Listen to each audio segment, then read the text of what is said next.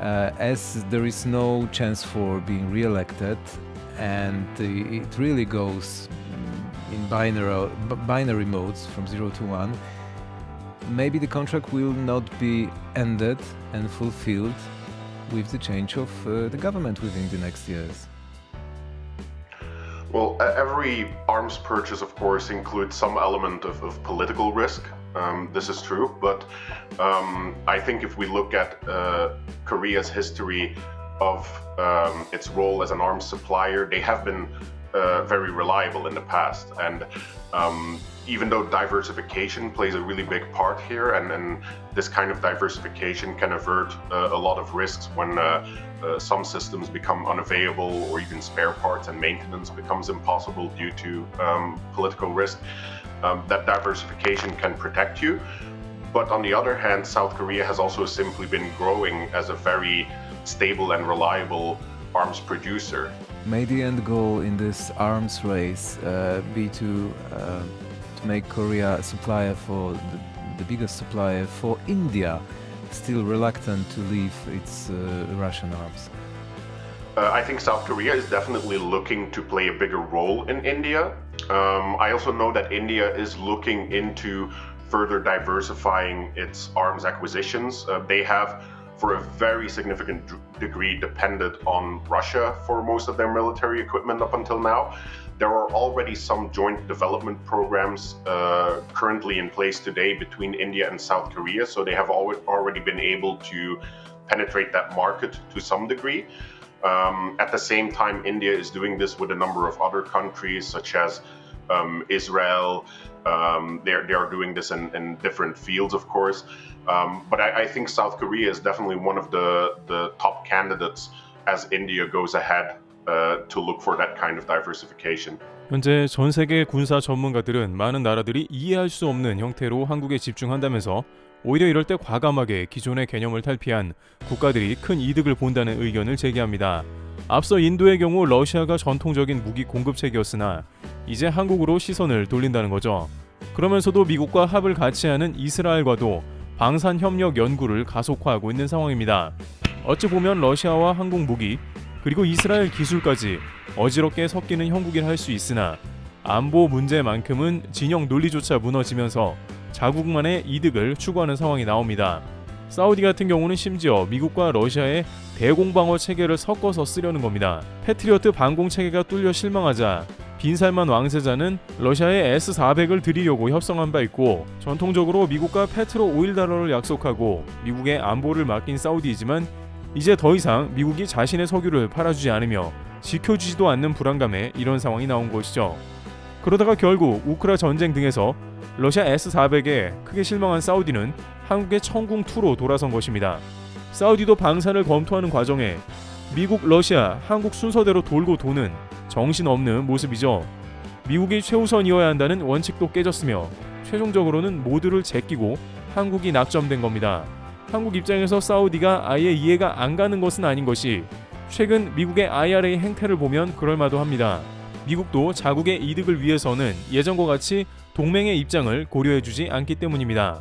하지만 그럼에도 불구하고 여전히 일부 국가에서는 방산과 텃세를 부리는 모습이 나타나고 있습니다. 서방사회에서 특히 나토나 유럽에서는 영내 조달이라는 이유로 방산을 자체적으로 받으려 하며 자신들이 선진국 혹은 강대국이기 때문에 변방 아시아의 방산은 꺼려하는 측면이 있습니다. 또한 미국이 있기 때문에 굳이 한국의 방산을 활용해야 하는가에 대한 근본적 의문이 있는데요. 그러나 이제 한국에는 많은 나라들이 몰리고 있으며 방산을 협력하기 원하는 모습이 등장하고 있습니다.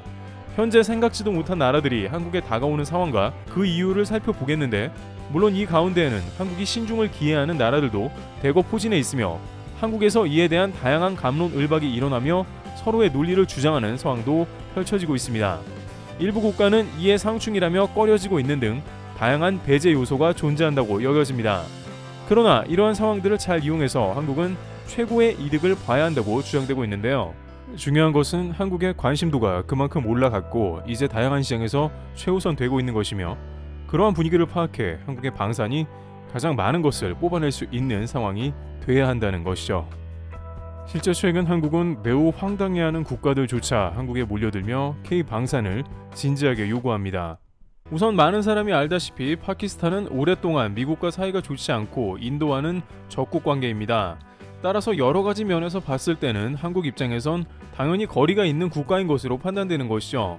그러다 보니 파키스탄을 파고든 것은 바로 중국으로 중국의 영향력이 어마어마해진 상태입니다. 그러나 최근 파키스탄은 중국산 군수 물품 등에서 매우 큰 하자가 있다는 것을 발견하게 됩니다. 그것도 한두 분야가 아니라 육해공 다양한 분야에서 동시다발로 불량과 하자 등이 발견되는 상황인데요. 파키스탄 현지 매체 등에 따르면 중국제 무기가 대부분 구동불량 판정을 받은 상태라고 전해집니다. 전차, 탄약, 미사일 등 다분야의 육군 전술 무기들이 전혀 활용을 하지 못하는 수준이라고 전해졌고, 이는 지난 11월 파키스탄 전 육군 참모총장인 카마르 자베드 바즈와 총장이 직접 말했습니다. 특히 최근 파키스탄은 중국 장정공사 ALIT의 GH-4형 무인기를 구매하였습니다. 대당 400만 달러의 이 무인기는 중국판 글로벌 호크라고 불리우며 활약할 것으로도 예상했지만 이 장비의 핵심 장치인 UAV가 제대로 작동하지 않는다는 사실을 발견했습니다. UAV는 주로 적군의 무기를 위치를 파악하고 이들의 영상을 실시간으로 전송하는 데 사용되니 UAV가 없다는 것은 전술 정보를 얻는 데 있어서 매우 큰 걸림돌이 되는 것이죠. 여기에 동시에 탑재된 AR-2 공대지 미사일이 오류를 일으켜 발사조차 하지 못하게 되었습니다. 그러다 보니 파키스탄군은 무인기의 중요성이 매우 큰 상황에 분노를 금치 않을 수 없었고, 결국 서방에 비슷한 성능을 제공한다는 오스트리아 UAV를 수입 추진하는 상황이 되었습니다. 또한 최근엔 중국의 JF-17 전투기 대다수가 기술적인 문제로 무용지물 상태로 전해졌습니다. 요격, 지상 공격, 폭탄 투하 등의 임무를 수행하기에 부적합한 불량 상태인데 중국의 지원도 시원찮습니다. 이처럼 동남아의 군수품 물자가 문제를 일으키며 이제 관심이 자연스럽게 K방산으로 오는 상황입니다. 앞서 미국도 파키스탄에 F-16 유지 업그레이드 패키지를 판매하는 등 분위기가 급변하고 있으며, 이에 K방산 물품이 파키스탄에도 대거 공급될 가능성도 서서히 고개를 들고 있는 것이죠. 파키스탄의 카라치 코트라 무력관에 따르면 K방산 진출이 적극 검토된다고 거론했는데요. 파키스탄은 2023년에만 10조 원가량 국방 예산을 배정했고 매년 두 자릿수가 늘어나고 있습니다. 파키스탄은 각종 방산 엑스포를 개최하면서 서방 등 다양한 국가에 기회를 제공하고 있는 상황입니다. 이미 한국과는 지난 아이디어스 2006 방산 엑스포에 방위사업청에서 파키스탄과 군수협력을 체결했는데, 지금까지 장악하던 중국의 기술력이 드러난 이상 이제 한국의 타이밍이 가까웠다는 의미입니다.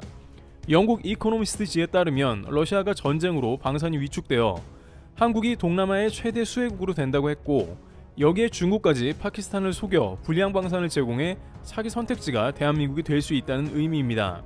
물론 인도와 적성국인 파키스탄에 이미 자주포 수출국인 K9을 공급하는 것은 겹치는 문제일 것입니다. 그러나 최근 전세계 방산 트렌드를 보자면 적성국이 제공한 무기가 서로 혼재하는 모습도 목격됩니다. 다들 자국 이익을 추구하는 시대이기에 한국도 이러한 국면을 고려해 무기 판매고를 올릴 수 있습니다. 최근 베트남 역시 한국에 대해서 K9 자주포 구매를 고려하는 등 관심을 표하고 있었죠.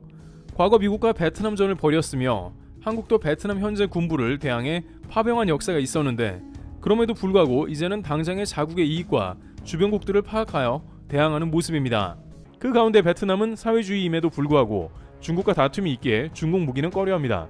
실제 중국은 동남아의 최대 위협국 중 하나인데 동중국해를 지배하려고 위협하는 상황이니 베트남에서는 반중 정서가 자리 잡은 지 오래이며 이에 국방력 증강을 강력하게 고려하고 있습니다. 또한 베트남은 1970년대에 중국과 전쟁을 한 경험이 있어 안심할 수가 없습니다. 중국과 국경을 맞대고 있는 것은 엄청난 부담이며 그 사이 중국의 국방력은 크게 증대되었습니다. 그러다 보니 베트남 당국은 국경 인근의 K9과 같은 자주포 배치를 고려하게 된 것이죠. 따라서 최근 베트남 국방부에서 한화 등을 접촉해 K9 관련한 문의를 한 것은 당연한 맥락이기도 합니다. 이미 인도에서는 K9의 성능에 만족해 추가로 주문을 이어가고 있는 국면이기도 하며, 중국 때문에 가장 비슷하게 머리가 아픈 필리핀은 FA-50, 초계함 등 한국 방산에 가장 적극적입니다. 그리고 베트남의 GDP를 견인하는 것은 한국의 삼성과 같은 기업이니 더욱 망설일 이유가 없습니다. 그러다 보니 일각에서는 인도와 같이 100문 이상의 K9을 서둘러 주문하여 조단위 계약도 관측하고 있으며, 베트남이 작년에 두드러지게 러시아산 무기를 줄이고 있어 제2의 폴란드가 될 것으로도 기대합니다. 물론 일각에서는 1대1로 재정이 파탄난 파키스탄이 위험하다는 의견을 내지만 한국도 대규모 거래보다는 조심스럽게 세력을 확장한다는 의미를 두는 게 좋다는 것입니다. 물론 이러한 케이스는 매우 특이하다고 할 수 있어 한국은 여러 가지 고민이 필요할 것입니다.